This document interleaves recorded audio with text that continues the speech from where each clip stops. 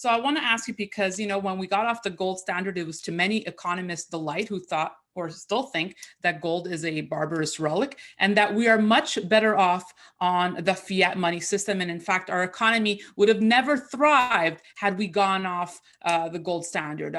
Were we better off before or today, Jim? Well, we were much better off. Actually, we were better off before the Fed. The United States people hate central banks. We had two that we got rid of before the Federal Reserve was created in 1913. But the first bank in the United States we got rid of in 1812. The second bank we got rid of in 1836 under President Andrew Jackson. From 1836 to 1913, there was no Fed, and it was the greatest period of prosperity, low inflation, invention, efficiency, almost in recorded history. So we get along fine without the Fed, and we're much better off with the gold standard, no doubt about it. When you said economists criticize gold, I would just remind the audience of two things. Number one, economists are wrong about almost everything. So if you actually look at their track record in that sense, they seldom get things right. Certainly the Fed never gets the forecast right.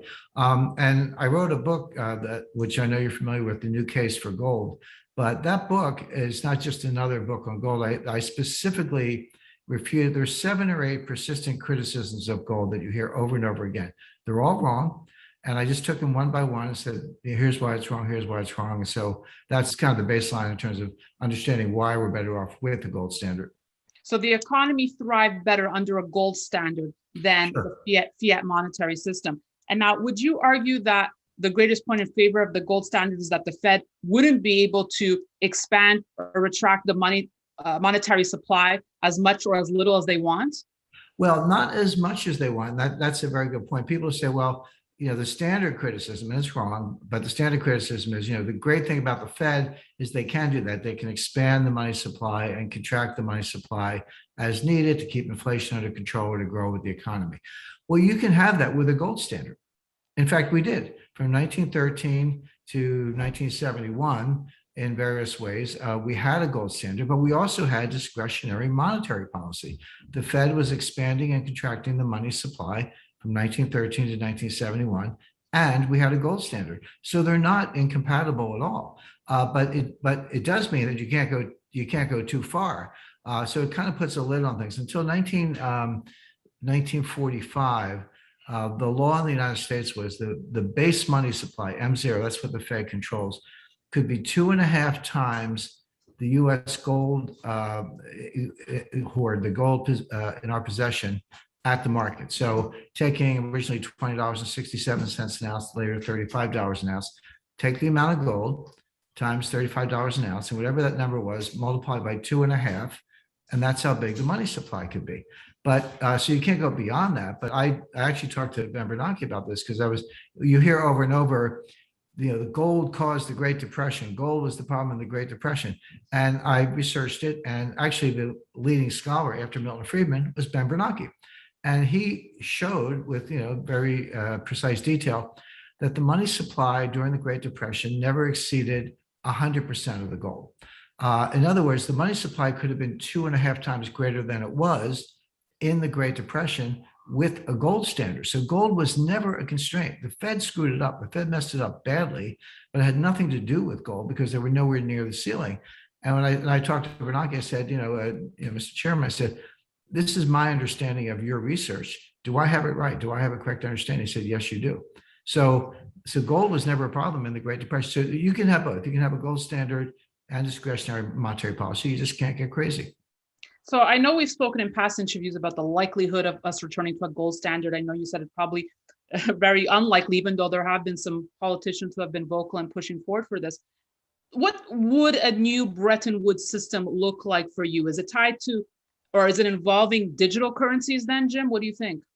Well, there's a lot of confusion about digital currencies and people think of Bitcoin and all that, but the central banks are moving towards central bank digital currencies, which are not cryptocurrencies. The message traffic can be encrypted, but a digital dollar is still a dollar, a digital euro is still a euro, and a digital yen is still a yen, and so forth. The central banks would still, have discretionary authority over monetary policy. It's just that you probably wouldn't have any paper money, and payments in a digital dollar, for example, could be faster and cheaper than what we have today. We all use credit cards. That's an electronic payment. But there's a merchant acquirer fee of 2.5% on, when you charge something, the merchant gets 2.5% less than what you pay because they have to pay that amount to a processor to get their money.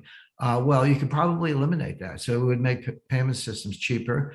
We might have wallets at the Fed. We might, Jim and Danielle and the artist might have an account at the Fed. You could just intermediate the banking system. But that's not inconsistent with gold. In fact, I've written recently about how we're going to be walking around with 400-ounce bars in our pockets and purses. No, obviously, probably won't even have a bag or a purse of 8-gram coins, which was true prior to World War I. But why couldn't you have a digital gold-backed currency?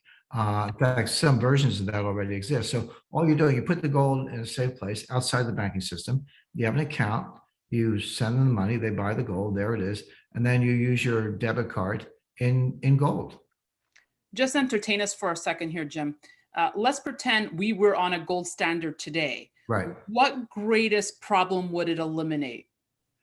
Well, it depends how you do it. And this is the problem with gold standard. Gold standards have failed in the past, as we know, and governments always make the same mistake. And it's a mistake you have to avoid, which is they get the price wrong. When you go on a gold standard, you're fixing a parity between, say, dollars and weight of gold. You're measuring weight of gold in dollars.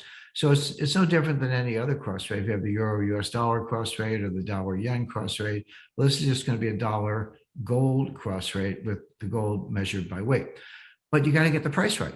So could you do it at $1,800 an ounce, which is about the current price? Well, legally you could, but that would be a fiasco because it's highly deflationary. In other words, people say you can't have a gold standard because there's not enough gold to support commerce and leverage and industrial and commercial loans and the whole financial system. There's not enough gold.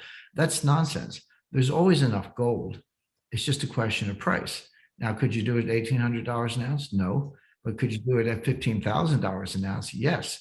So if you said, okay, Jim, you're in charge of going back to the new gold standard. Let's be a convening power and get the G7 and the G20 finance ministers together, have a new Bretton Woods type conference. Maybe I'm here in New Hampshire. Maybe we could do it up at Bretton Woods, which is just a little bit up the road than that Washington hotel. But the point is, there are a lot of technical issues, but the biggest single issue they would face is getting the price right. And I've calculated it several different ways. And the low end is $15,000 an ounce. That's one of the reasons I make that my forecast, because we might have an orderly process, the kind I just described, where you convene the session, get G20 finance minister, and you do it right. I don't think that's going to happen. I think what's going to happen is the system's going to fall apart. There's going to be a panic style loss of confidence in not just dollars, but euros and yen and all central bank command currencies. And they're going to have to do it on an emergency basis. So you're going to get there either way. But the number one question is, what's the price? And I can guarantee if there were to be an emergency meeting, you'd be the first person they'd call. Well, hopefully, I've already done the math, so I can tell. I can give an answer in 5 minutes. Okay. Final thought, Jim. I know you're enjoying family time. I don't want to take you away from them. Just last point. I said it's the 50th anniversary, an important event here. I guess a major lesson we should learn from this, or from being on the gold standard, that we could perhaps apply to today's economy. Well, everyone remembers August 15th, 1971. Richard Nixon ended the gold standard, kind of, but not exactly. What he did, he said foreign trading partners can no longer redeem dollars for gold. He said, but they were the only people who could. Gold was contraband since 1933. American citizens couldn't own it. And so he said, you can no longer, and he said it was temporary. If you go back and watch that Sunday night speech, August 15th, 1971 was a Sunday. They interrupted Bonanza, which is the most popular TV show in America at the time. But Nixon said it's temporary. And I spoke to Paul Volcker about it, and I spoke to Kenneth Dam, who was dean at the University of Chicago Law School. He was there. Volcker and Dam were both in Camp David, which is where they cooked this up with Nixon. So I got firsthand accounts, and they said, we thought it was temporary. We're going to have a new Bretton Woods, go back to gold, and it just never happened.